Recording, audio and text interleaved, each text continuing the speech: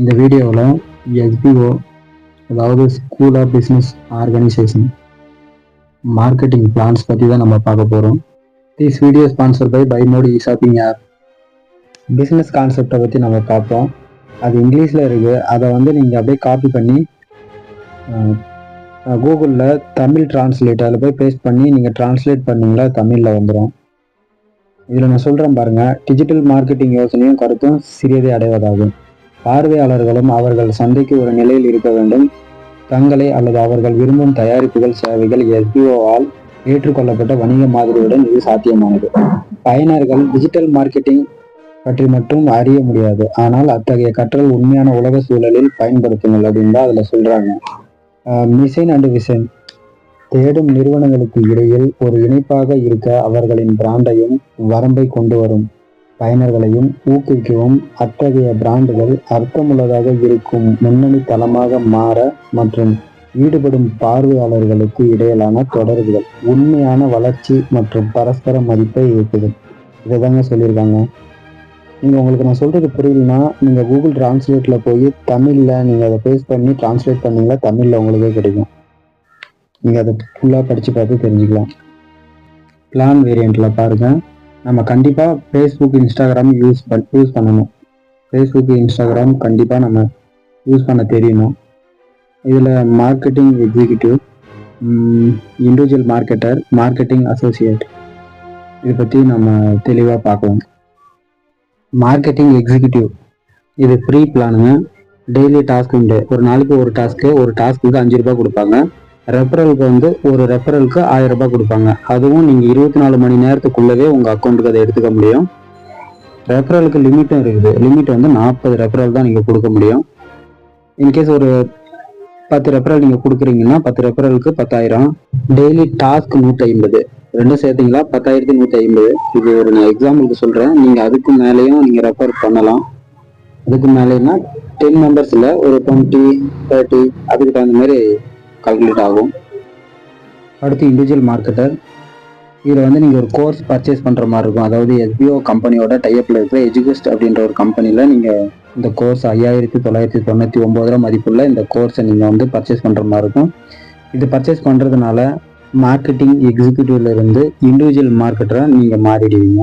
இதில் என்னன்னா டெய்லியும் டாஸ்க்கு ஒரு நாளைக்கு ஒரு டாஸ்க்கு தான். ஒரு டாஸ்க்கு 50 ரூபாய் கொடுப்பாங்க. நீங்கள் மாதம் 1500 நீங்கள் ஏர்ன் பண்ண முடியும். உங்களுக்கு ரெஃபரல் பண்ணுற ஐடியா இருக்குது. ஏதாவது ஒரு ரெஃபரல் கொடுத்துட்டீங்க அப்படின்னா நீங்கள் மார்க்கெட்டிங் அசோசியேட்டாக நீங்கள் ப்ரொமோட் ஆகிடுவீங்க. இதில் சேம் அதே தான். டெய்லி டாஸ்க்கு 50 ரூபா. டாஸ்க் லிமிட்டு ஒரு நாளைக்கு ஒரு டாஸ்க்கு தான். உங்களுக்கு இதில் ரெஃபரல் இன்கமும் உண்டு. ரீபர்ச்சேஸ் ரெஃபரலும் உண்டு.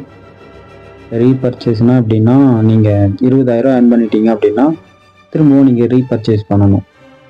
ரெஃபரல் லிமிட் 40 ரெஃபரல் தான் கொடுக்க முடியும். இன்ட்ரோ கமிஷன் உங்களுக்கு கிடைக்கும். நீங்கள் எத்தனை பேரை ரெஃபரல் பண்ணுறீங்களோ அவங்க இந்த டாஸ்க் பண்ண உங்களுக்கு அந்த இன்ட்ரோ கமிஷன் வந்துகிட்டே இருக்கும். இந்த சம்மரி நல்லா புரிஞ்சுக்கோங்க. மார்க்கெட்டிங் எக்ஸிக்யூட்டிவ்னா டெய்லி டாஸ்க் இன்கம் கிடைக்கும், ரெஃபரல் இன்கம் கிடைக்கும். இண்டிவிஜுவல் மார்க்கெட்டர்னா டெய்லி டாஸ்க் இன்கம் கிடைக்கும், ரெஃபரல் இன்கம் கிடைக்கும். மார்க்கெட்டிங் அசோசியேட்னா டெய்லி டாஸ்க் இன்கம் கிடைக்கும், ரெஃபரல் இன்கம் கிடைக்கும். ரெஃபரல் லிமிட் 40 ரெஃபரல் 3 இதுக்குமே உண்டு. இன்ட்ரோ கமிஷனும் கிடைக்கும். ரீபர்ச்சேஸ் ரெஃபரல் இன்கமும் உங்களுக்கு உண்டு. எஜுகேஷனில் நீங்கள் ஒரு 6,000 ரூபாய் அமௌண்ட்டை பே பண்ணி ஒரு கோர்ஸை பர்ச்சேஸ் பண்ணியிருப்பீங்க. அதே எஸ்பிஓவில் டைப்பில் உள்ள மற்றொரு கம்பெனி, அதாவது பை மோட் சூப்பர் மார்க்கெட், அந்த கம்பெனியில் 6,000 ரூபாய் மதிப்புள்ள ரிவார்ட் பாயிண்ட் உங்களுக்கு கொடுத்துருவாங்க. நீங்கள் பொருள் ஏதாவது வீட்டுக்கு தேவையான பொருள் பர்ச்சேஸ் பண்ணுறப்போ அந்த ரிவார்ட் பாயிண்ட்டை நீங்கள் யூஸ் பண்ணிக்கலாம். இந்த நோட்ஸை தெளிவாக ரீட் பண்ணிக்கோங்க. ஃபஸ்ட்டு பாயிண்ட் என்ன சொல்லியிருக்காங்கன்னா, நீங்கள் இந்த கம்பெனியில் ஜாயின் பண்ணி 20,000 ரூபாய் ஏர்ன் பண்ணிட்டீங்க அப்படின்னா அடுத்து நீங்கள் ரீபர்ச்சேஸ் பண்ணணும் அப்படின்னு சொல்லியிருக்காங்க. ரெண்டாவது பாயிண்ட்டு கம்பல்சரி பேன் கார்டு வச்சுருக்கணும். உங்களுடைய PAN card, bank account details உங்கள்கிட்ட இருக்கணும் அப்படின்ட்டு ரெண்டாவது பாயிண்டில் சொல்லியிருக்காங்க.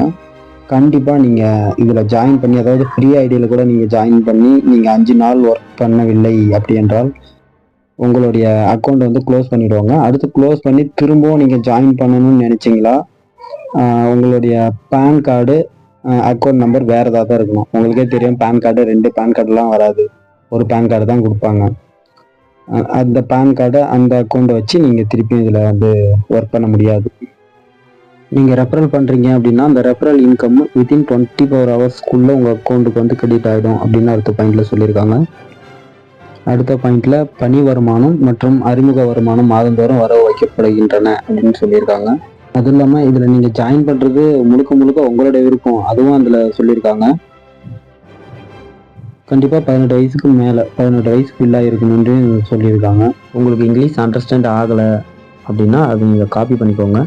கூகுள் டிரான்ஸ்லேட்டரில் நீங்கள் போட்டிங்களா அது தமிழில் நீங்கள் எந்த மொழியில் கேட்குறீங்களோ அந்த மொழியில் டிரான்ஸ்லேட் பண்ணி கொடுத்துரும். நீங்கள் டீட்டெயிலாக படிச்சிக்கலாம். எல்லா விதிமுறைகளையும் நிபந்தனைகளையும் படிச்சுட்டு தெளிவாக நீங்கள் புரிஞ்சுக்கிட்டு அப்புறம் ஜாயின் பண்ணுங்க அப்படின்னு சொல்கிறாங்க. அதாவது வேறு யாரிடம் இருந்தும் இது கேட்டுட்டு இது இப்படி பண்ணணுமா அப்படி பண்ணணுமா அப்படின்னு கேட்பாங்களா, அதெல்லாம் கேட்டு பண்ணாதீங்க. நீங்களே ஃபுல்லாகவே தெளிவாக படித்து பார்த்துட்டு புரிஞ்சுக்கிட்டு அப்புறம் ஜாயின் பண்ணுங்க அப்படின்னு சொல்கிறாங்க. அப்புறம் ஜாயின் பண்ணிட்ட பிறகு அதிகாரப்பூர்வ வலைதளத்தை அடிக்கடி சரிபார்க்கவும் அப்படின்னு சொல்லியிருக்காங்க. மேபி இதில் ஜாயின் பண்ணுறீங்க அப்படின்னா நீங்கள் ஜாயின் பண்ணுறப்போ இந்த பிளானும் இருக்கும். அதுக்கு முன்னாடி எலெக்ட் லேர்னர் அப்படின்னு சொல்லிட்டு இன்னொரு பிளான் இருக்கும். அது வந்து முழுக்க முழுக்க ஒர்க் பேசஸ் தான். அதாவது நீங்கள் அவங்க கொடுக்குற டாஸ்க்கை கம்ப்ளீட் பண்ணால் மட்டும்தான் நீங்கள் சம்பாதிக்க முடியும். இல்லை ஜாயின் பண்ணி ஒர்க் பண்ணுறது உங்களுடைய விருப்பம். மேபி ஜாயின் பண்ணுறேன் அப்படின்ற ஐடியா இருந்துச்சுன்னா கண்டிப்பாக கமெண்ட் பாக்ஸில் கமெண்ட் பண்ணுங்கள். தேங்க்யூ.